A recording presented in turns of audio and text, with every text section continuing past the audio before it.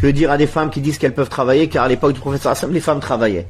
Alors à cette affirmation, déjà on va poser des questions. Au temps du prophète sallallahu alayhi wa sallam, les femmes travaillaient.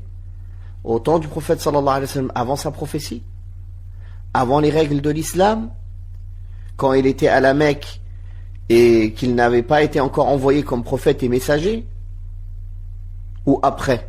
Ça c'est la première question. Parce que les femmes et les hommes faisaient beaucoup de choses au temps du prophète sallallahu alayhi wa sallam, avant sa prophétie, qui ne sont pas spécialement des choses qui sont reconnues par l'islam. Deuxièmement, on va trouver les femmes se baser sur Khadija radiyallahu anha était commerçante. Alors on répondra de la même manière. À quelle époque elle était commerçante? À quelle époque? Quand le prophète sallallahu alayhi wa sallam s'est marié avec elle, il avait 25 ans. Et il a été envoyé comme prophète et messager à 40 ans. Et les règles du hijab et de la sortie de la femme ne sont venues que 18 ans après son envoi, sallallahu alayhi wa sallam, car 5 ans après l'hégire, dans Surat al-Ahzab. Donc en 18 années, avant les règles du hijab, avant les règles qui régissent la sortie de la femme, avant de réglementer la société, la place de la femme dans la société, la place de l'homme dans la société, tout ceci sont des règles qui sont venues tardivement en islam. Donc il s'en est passé des choses avant l'instauration de ces règles. Mais est-ce que ces choses qui se sont passées avant l'instauration de ces règles sont des preuves en soi? Non, bien sûr, car maintenant l'islam est complet, il est venu avec des règles supplémentaires tout au long de la prophétie, et maintenant il est obligatoire aux musulmans de prendre l'islam comme le prophète sallallahu alayhi wa sallam l'a laissé avant de mourir, et non pas de choisir les règles qu'ils veulent et se dire à l'époque, au début, la salat n'était pas obligatoire, au début, le hijab n'était pas obligatoire, au début de l'islam, il était permis de boire de l'alcool, donc moi je bois de l'alcool, je ne prie pas, je ne porte pas de hijab. Cette personne-là, elle n'aura rien à voir avec l'islam. Troisièmement, où sont les preuves des hadiths qui montrent que les femmes, comme ça, cette généralité, travaillaient au temps du prophète sallallahu alayhi wa sallam, au temps de l'islam, après que les règles du hijab ont été instaurées? Où sont-ils? La seule chose, ils se basent sur ce que Ibn Hisham a rapporté, que Khadija était une commerçante. À l'époque, avant l'islam. Ce n'est pas un hadith qui est rapporté dans les recueils de hadiths avec des chaînes de transmission. Rien de tout cela. C'est rapporté dans la biographie, dans Sira, comme dans l'histoire, tout simplement. Et puis, subhanallah, ce que Ibn Hisham, rahimahullah, rapporte dans la biographie concernant Khadija, radiyallahu anha, qu'elle était commerçante, c'est un témoin contre les personnes qui veulent prendre cet argument pour sortir travailler. Car Khadija, radiyallahu anha, ne sortait pas travailler. Elle avait de l'argent et elle faisait al-mudaraba avec les hommes commerçants. C'est quoi le mudaraba? C'est qu'elle avait le capital et c'est les hommes qui travaillaient. Elle ne sortait pas en voyage aller travailler. Elle n'allait pas se mélanger dans le souk avec les hommes. Car les femmes de Quraysh ne se mélangeaient pas aux hommes pour aller travailler au milieu d'eux. Et ceci déjà avant l'islam. Alors que dire après l'islam, après l'ordre d'Allah aux femmes de rester dans leur demeure, après l'ordre d'Allah aux femmes de s'occuper des responsabilités dans leur maison, de leurs maris, de leurs enfants, après l'ordre d'Allah aux femmes du hijab? Donc, Khadija, radiyallahu anha, avant l'avènement de l'islam, cherchait des hommes qui pouvaient travailler avec son argent, pour partager les gains entre eux. Et c'est ce qui s'est passé au début avec le prophète sallallahu alayhi wa sallam. Elle a engagé le prophète sallallahu alayhi wa sallam pour son honnêteté. Et le prophète sallallahu alayhi wa sallam travaillait pour elle. Et on répète, tout ceci était avant l'avènement de l'islam. Et encore bien avant les règles du hijab et les hadiths qui parlent de la responsabilité de la femme dans sa maison, et les versets où Allah tabaraka wa ta'ala demande à la femme de rester dans leur maison, et les versets où Allah tabaraka wa ta'ala dit الرجال قوامون على النساء بما فضل الله بعضهم على بعض وبما أنفقوا من أموالهم, les versets qui parlent de la dépense de l'homme, du fait que l'homme il a une autorité sur la femme, et que c'est à lui de dépenser pour elle, etc.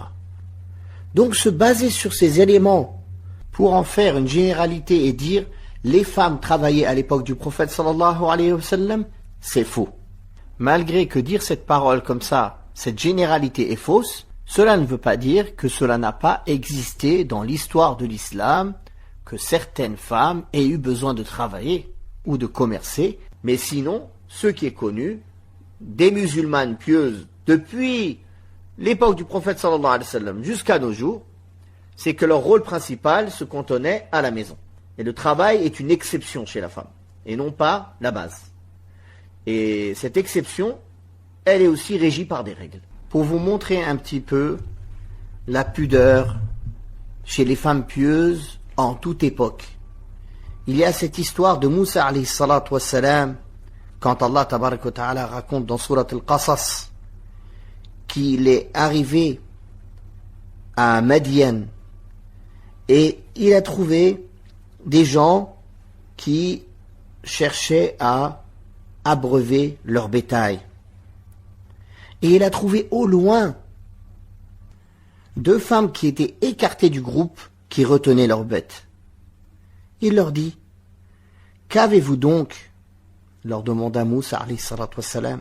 Elles répondirent: nous ne pourrons faire boire nos bêtes que lorsque les bergers seront partis, car notre père est un homme très âgé. Donc premièrement, elles ne sont pas allées se mélanger aux hommes, elles sont restées loin. Et deuxièmement, elles ont expliqué que si elles en sont arrivées à venir ici faire abreuver les bêtes, c'est parce qu'il n'y a aucun homme chez elles qui est capable de faire cela. Donc c'est la nécessité et le besoin qui les a obligées à sortir abreuver des bêtes. Car elles ont dit: wa abuna shaykhun kabir. Elles se sont justifiées de leur sortie. Notre père est un homme très âgé. C'est-à-dire, s'il n'était pas âgé, on ne serait pas sorti. C'est notre père qui serait allé abreuver les bêtes. Et la preuve que la base où la femme doit rester, c'est sa maison, et la parole d'Allah tabaraka wa ta'ala: wa qarna fi buyutikunna wa la tabarrajna tabarruj al-jahiliyyati al-ula. Et ancrez-vous dans vos demeures. Que vont-elles dire de ce verset? La maison est l'endroit où la femme a ses responsabilités. Le prophète sallallahu alayhi wa sallam a dit dans le hadith rapporté par Al-Bukhari et Muslim: la femme est bergère et elle est responsable dans la maison de son mari. Et elle sera questionnée sur l'objet de sa garde. Donc on voit bien que l'endroit, le lieu de ses responsabilités est la maison de son mari. Et non pas dehors. Comme le lieu de ses responsabilités est la maison, de même le lieu de ses adorations pour son Seigneur est meilleur dans sa maison.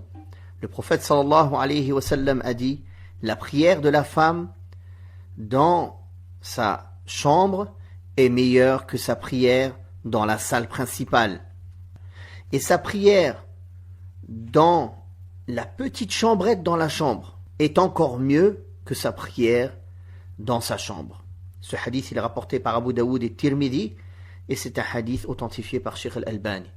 Donc ça montre que même pour la prière, qui est la plus grande des adorations, celle pour laquelle l'homme est demandé d'aller la faire à la mosquée, la femme, il lui est demandé de la faire à la maison et pas seulement à la maison, dans sa chambre à la maison, dans le coin le plus reculé dans la maison. Plus c'est caché, plus c'est reculé, et mieux c'est, et plus elle a une récompense. Ceci donc vient appuyer que la base, c'est que la femme reste à la maison et soit préservée et cachée, loin du regard des hommes et loin du mélange avec la vie économique à l'extérieur de la maison. C'est aussi parce que la femme a pas mal de travail et d'obligations et de responsabilités à la maison qu'Allah tabaraka wa ta'ala ne lui a pas imposé la prière du Jumu'ah comme il l'a imposé pour les hommes. Et il ne lui a pas imposé la prière en groupe à la mosquée comme il l'a imposé pour les hommes. Les femmes des compagnons du prophète sallallahu alayhi wa sallam, les femmes à l'époque du prophète sallallahu alayhi wa sallam, et ça c'est une généralité que l'on peut dire, étaient au service de leur mari. Et ceci n'a cessé d'être les bonnes habitudes et les bons us et coutumes de toutes les musulmanes depuis l'époque du prophète sallallahu alayhi wa sallam jusqu'à aujourd'hui. Ou jusqu'à un peu avant aujourd'hui. Car aujourd'hui, un très grand nombre ne veut plus, n'accepte plus cela. Comme a dit Asma, la fille de Abu Bakr, qu'elle était au service de Zubayr ibn al-Awwam. De même, Fatima, la fille du prophète sallallahu alayhi wa sallam, la noble fille du prophète sallallahu alayhi wa sallam, elle est venue voir le prophète sallallahu alayhi wa sallam se plaindre des blessures qu'elle avait sur les mains à force d'être au service de Ali radiyallahu anhu. Et le prophète sallallahu alayhi wa sallam l'a encouragée à continuer et il l'a agréé qu'elle s'efforce et qu'elle se fatigue dans le service de son mari. C'est ça que faisaient les femmes à l'époque du prophète sallallahu alayhi wa sallam. C'est ça le travail. Oui, elles travaillaient. Elles travaillaient au service de la maison, au service du mari et des enfants. Ce n'est pas un petit travail. Les femmes aujourd'hui veulent sortir travailler car elles déprécient, elles dévalorisent le travail à la maison. Wallahi, le travail à la maison, c'est un grand travail énorme. Comment une maison dans laquelle une femme n'est pas là pour tout gérer, pour accueillir son mari, pour accueillir les enfants, pour s'occuper d'eux, pour s'occuper des tâches ménagères. Comment cette maison? Comment c'est possible une maison sans cela? Une maison sans une femme et les filles pour l'embellir, c'est une maison morte. Wallahi, il n'y a pas un meilleur embellissement qu'une femme pieuse et avoir des filles pieuses à la maison qui sont là pour s'occuper et gérer la maison, ramener la bonne humeur, être au service des gens de la maison. Tout l'équilibre de la maison tient sur ces femmes-là, qu'Allah les récompense, d'une grande récompense. Wallah, et c'est pas une mince affaire, ce n'est pas une mince responsabilité.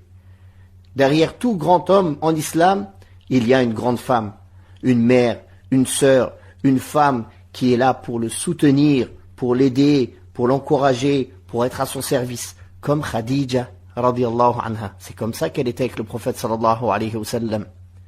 Elle ne lui faisait jamais de soucis. Elle n'élevait jamais la voix sur lui. Elle était là que pour l'encourager et lui faciliter et le décharger de la lourde charge qui pesait sur lui. Voilà, si vous voulez, prendre exemple sur Khadija radiyallahu anha, ce qu'il faut faire. Il peut y avoir des situations où la femme a besoin de travailler. Nous ne disons pas que c'est interdit formellement à la femme de travailler. Nous disons que la base pour la femme, son travail, c'est le travail à la maison, au service de son mari, de ses enfants, de son père, de ses frères, de ses sœurs. Elle aide à la maison dans tout ce qui est lié à la bonne gestion de la maison, à l'éducation, qui est vraiment un point essentiel aujourd'hui. On a perdu l'éducation des enfants à cause de ça, à cause du fait que les femmes ne font pas leur travail. Et elles sont allées s'occuper d'un autre travail qui n'est pas le leur. C'est pour cela d'ailleurs qu'Allah tabaraka wa ta'ala a donné la responsabilité de travailler à qui? À l'homme. L'homme de la maison est obligé de dépenser pour sa femme. Le père est obligé de dépenser pour ses filles. S'il y a une sœur seule, il n'y a personne pour s'occuper d'elle, ses frères sont obligés de dépenser pour elle. Pourquoi tout cela? Pour qu'elle ne sorte pas de son rôle principal. Mais malgré cela, il y a des situations où la femme a besoin de travailler, à condition qu'elle travaille dans le licite, à condition qu'elle ne se mélange pas aux hommes dans la mixité, à condition qu'elle ne voyage pas seule, à condition qu'elle respecte les règles du hijab comme il se doit, et à condition qu'elle ne délaisse pas son rôle principal à cause de ce travail. Même si elle a besoin de travailler, elle ne délaisse pas son rôle principal d'éducation, de s'occuper de sa maison, d'être au service de son mari. Il y aurait encore beaucoup à dire sur ce sujet. Surtout que ce sujet du travail de la femme, de faire sortir la femme pour travailler, c'est une idée qui vient de l'Occident après la Première et la Deuxième Guerre mondiale. Ils avaient besoin de relancer l'économie. Et c'est venu en même temps que les mouvements d'émancipation de la femme. Et malheureusement aujourd'hui, cela touche les femmes musulmanes.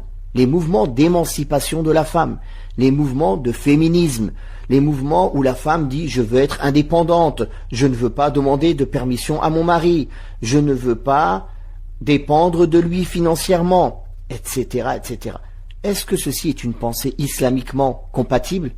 Pas du tout. Je vais terminer ce point avec une petite réflexion que je partage avec vous. Des méfaits de la sortie de la femme pour travailler et des conséquences que cela a sur la société et sur les mariages. Parmi les méfaits du travail de la femme, c'est que la très grande majorité des femmes qui travaillent ne respectent pas les règles religieuses.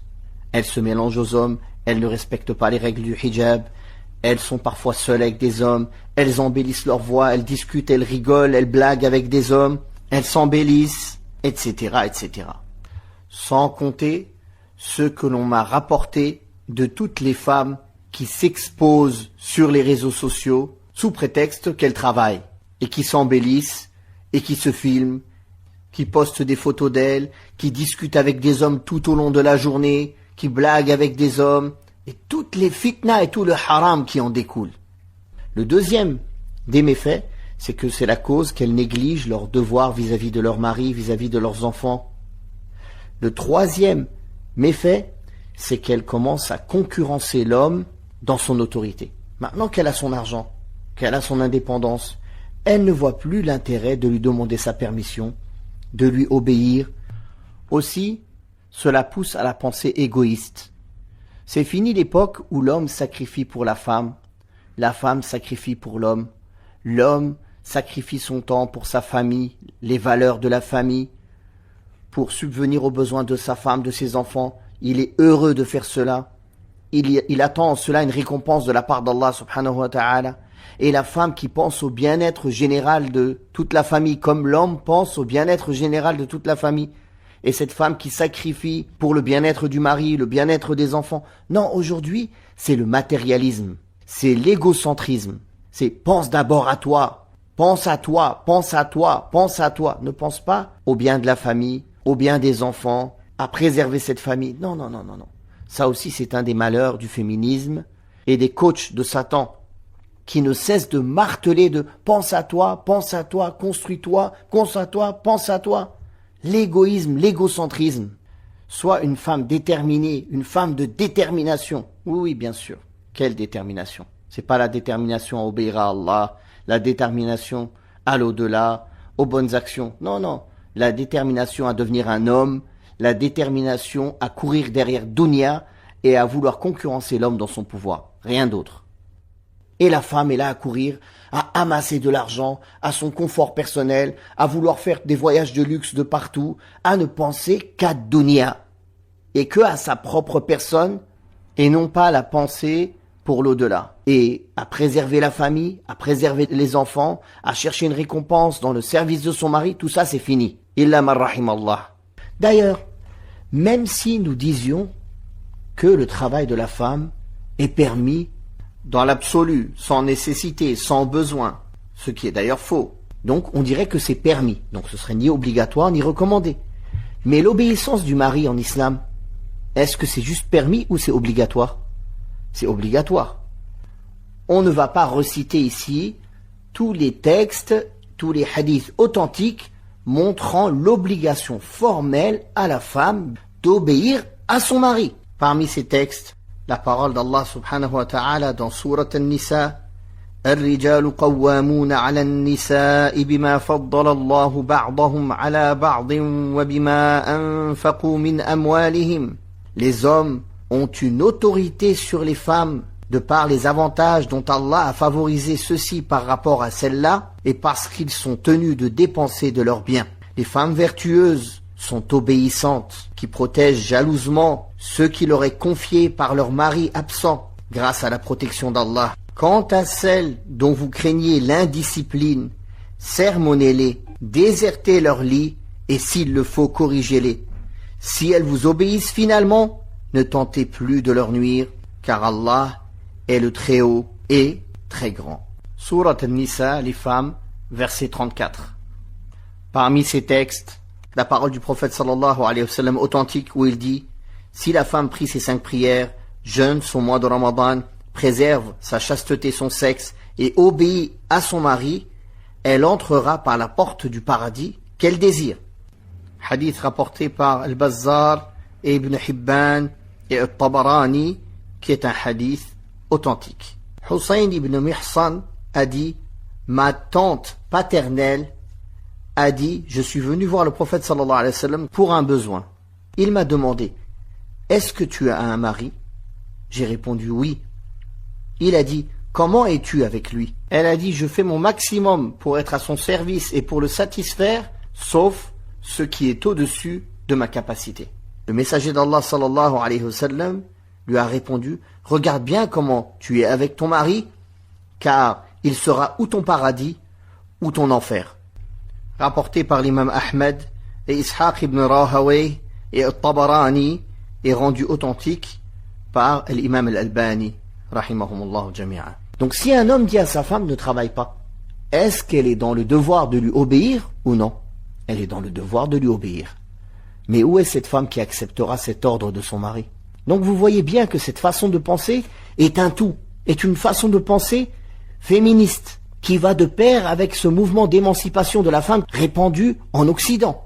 Et qu'aujourd'hui on veut islamiser cela. Mais on ne peut pas islamiser quelque chose qui est contraire aux valeurs de l'islam.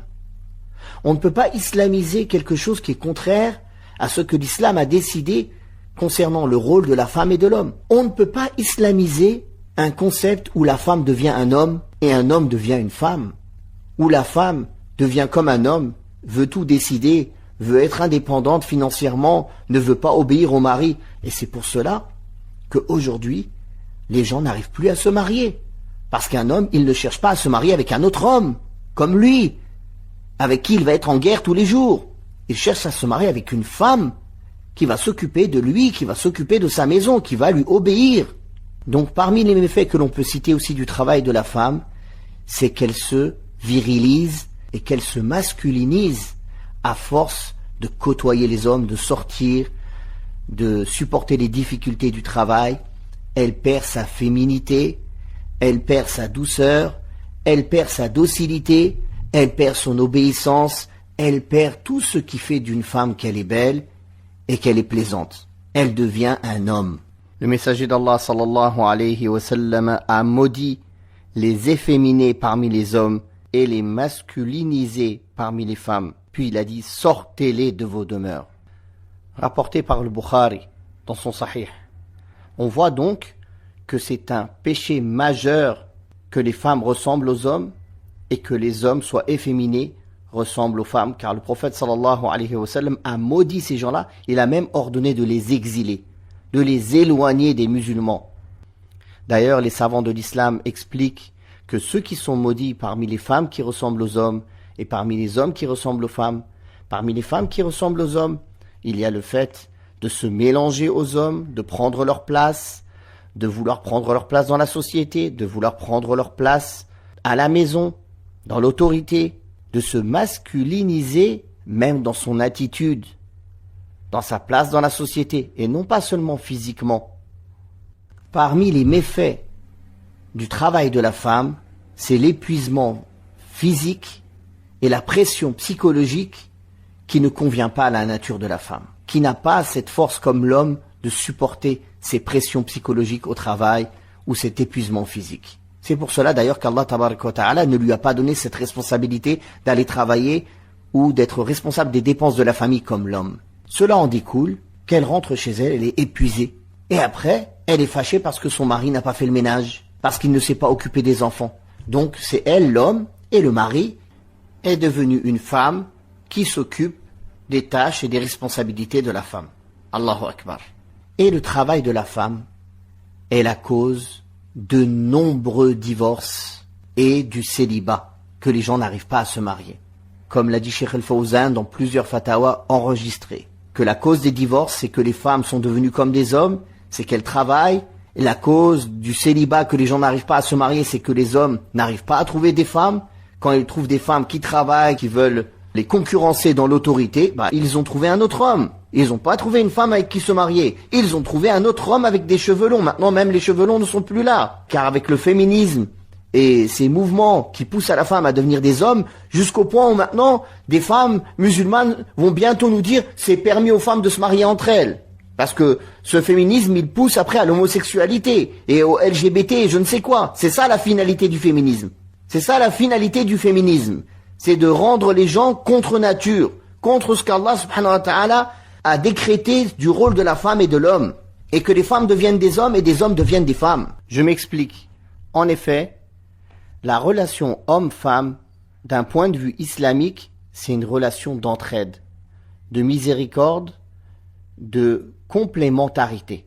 Et chacun a un rôle bien défini et une responsabilité bien définie en donnant la direction de la maison à l'homme. Et en demandant à l'homme d'être bon, miséricordieux, compatissant, généreux et de bien se comporter avec la femme et les gens de sa famille. Ils doivent donc se compléter l'un l'autre et s'entraider. Alors que la vision de la relation homme-femme chez les féministes, c'est le conflit permanent. C'est le conflit pour prendre le pouvoir. C'est-à-dire les femmes doivent combattre les hommes en permanence pour prendre le pouvoir à leur place, pour devenir les hommes à la place des hommes et rendre les hommes des femmes. Et on entend des slogans partagés, même par des femmes musulmanes qui se disent salafiyat, girl power, girl boss, je ne sais quoi, ce type de slogans, qui sont des slogans féministes, contradictoires à ce que l'islam peut accepter. Vous voyez donc la contradiction entre la vision islamique et la vision féministe de la relation homme-femme. D'ailleurs, ce féminisme, et je m'explique de ce que j'ai dit tout à l'heure, pousse à l'homosexualité. Comment ça? Tellement les féministes instaurent la haine de l'homme dans le cœur de la femme. La haine. Cette haine, elle la pousse à ne plus supporter d'être avec les hommes et à se dire « il n'y a que les femmes comme moi qui me comprennent ». Ou bien elles vont réussir à trouver un homme efféminé qui va accepter de jouer le rôle de la femme à la maison et elle, ce sera l'homme. Ou bien elles finiront seules ou jusqu'au point où elles peuvent finir encore pire que cela, à devenir homosexuelles, à se mettre avec des femmes. Car, comme je l'ai dit tout à l'heure, c'est ça la finalité du féminisme. Rendre les femmes contre nature, déformer la création d'Allah subhanahu wa ta'ala, et rendre les hommes contre nature aussi. Il y a des hommes aussi féministes, qui deviennent efféminés et qui prennent le rôle de la femme, et la femme prend le rôle de l'homme. Donc je veux terminer avec une question pour ces sœurs qui désireraient se marier comme ça. Oui, moi je veux travailler, oui, moi je veux faire ci. Taïeb, ces sœurs-là, elles viennent avec un lot, c'est un mariage en lot, c'est-à-dire elles se marient, avec elles ramènent aussi une servante, comme ça qui va pouvoir s'occuper de la maison. Ou bien c'est un mariage en lot, c'est un mariage avec deux femmes en même temps. Une qui travaille et l'autre qui s'occupe de la maison. Parce que si elle va travailler, qui va s'occuper du mari et de la maison? Qui va combler les besoins du mari? Qui? Puisqu'elle est épuisée, elle travaille et elle rentre. Et quand il rentre, lui, en journée, il a besoin de sa femme. Qu'est-ce qu'il fait? Il va aller la voir à son travail. Ou bien elle se marie avec des servantes aussi en même temps qu'elle l'amène avec elle pour qu'elle s'occupe de la maison et du mari. Posez-vous des questions un peu. Comment c'est compatible une femme qui veut se marier et en même temps, elle dit « je me marie, mais je ne m'occupe de rien de ce qui m'incombe ». En résumé, je me marie sans me marier. Je me marie, mais je reste libre. Je me marie, mais j'ai mon indépendance financière. Je me marie, mais je serai toute la journée à l'extérieur de la maison. Je me marie, mais je ne m'occuperai jamais de toi. Je me marie, mais je ne comblerai pas à tes besoins. Donc, c'est quoi ce mariage? Voilà pourquoi il n'y a pas de mariage. Voilà pourquoi il y a des divorces. Je vais terminer avec ces paroles. Bien sûr, si l'homme peut aider sa femme dans ses obligations, c'est une bonne chose. Mais de là à changer les responsabilités de chacun, c'est là le problème. Aussi, on se demande si les femmes sont devenues comme ceci, si ce n'est pas aussi une part de responsabilité des hommes qui ne sont pas de vrais hommes, qui ne s'occupent pas correctement des femmes, qui ne leur donnent pas leurs droits, qui ne sont pas comme des hommes devraient être avec les femmes de leur maison. Ça aussi, c'est une question légitime. Donc mon conseil maintenant pour les frères, soyez généreux, occupez-vous bien des femmes de votre maison, occupez-vous bien de vos filles, de vos sœurs, ne soyez pas avares, soyez compatissants avec elles, soyez protecteurs avec elles, soyez gentils avec elles. Mettez en pratique les hadiths du prophète sallallahu alayhi wa sallam où il demande d'être bon avec les femmes. Mettez en pratique la parole du prophète sallallahu alayhi wa sallam où il dit qu'un croyant ne déteste pas une croyante. Si certains de ses aspects lui déplaisent, d'autres lui plairont. Le prophète sallallahu alayhi wa sallam a dit « Les meilleurs d'entre vous sont ceux qui sont les meilleurs avec les gens de leur maison. et moi je suis le meilleur avec les gens de ma maison. Car c'est comme cela que vous allez les aider à être des femmes pieuses. Ne les poussez pas à la rébellion, ne les poussez pas à tomber dans le giron des coachs sataniques et dans le camp féministe qui les mène vers l'enfer. En étant mauvais avec elles, en ne faisant pas vos devoirs avec elles, en étant avare. Chaque dépense que tu fais pour ta femme, pour tes filles, tu en seras récompensé si tu as une bonne intention. Mon frère, fais l'effort pour bien éduquer tes filles, pour qu'elles soient des filles de maison, des filles qui savent s'occuper d'une maison, qui savent cuisiner, qui savent tenir une maison, qui savent être affables, qui savent avoir les belles politesses, qui sauront être des femmes éducatrices, qui pourront savoir s'occuper des enfants correctement. Voilà le meilleur service qu'un homme puisse rendre à ses filles.